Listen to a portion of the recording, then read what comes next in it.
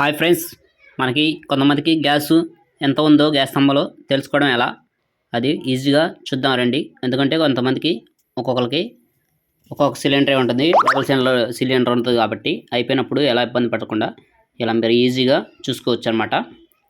దానికోసం సింపుల్గా ఏం లేదండి, మీరు సింపుల్గా గిన్నె తీసుకొని ఒక క్లాత్ తీసుకోండి, కాటన్ క్లాత్ ముంచి వాటర్ని పిండి శుభ్రంగా ఇలా దాని మీద పోయండి. ఇలా తడి చేయండి. తడి చేస్తే పైన మొత్తం కూడా ఇది ఫుల్ బండ మీద కూడా ఇట్లా చూడండి, ఇట్లా తడి చేయండి.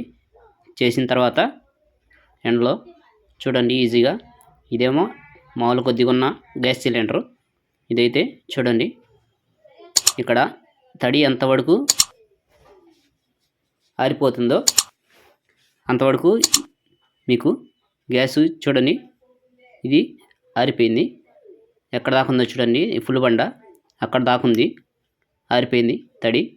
ఇక్కడ చూడండి తడి ఎక్కడ దాకా ఆరిపోయింది అంటే అక్కడ దాకా ఉన్నట్టు, ఇక్కడ కింద లేనట్టు అనమాట. అందుకోసం ఇట్లా ఈజీగా మీరు తెలుసుకోవచ్చు అనమాట. గ్యాసు చిన్న సింపుల్ ట్రిక్ అనమాట. వాటర్ పెట్టేసి పామితే మీకు ఈజీగా తెలిసిపోద్ది అనమాట. దీనిలో ఈ వీడియో మీకు నచ్చితే లైక్ చేయండి, షేర్ చేయండి, సబ్స్క్రైబ్ చేయండి, బెల్ ఐకాన్ నొక్కండి.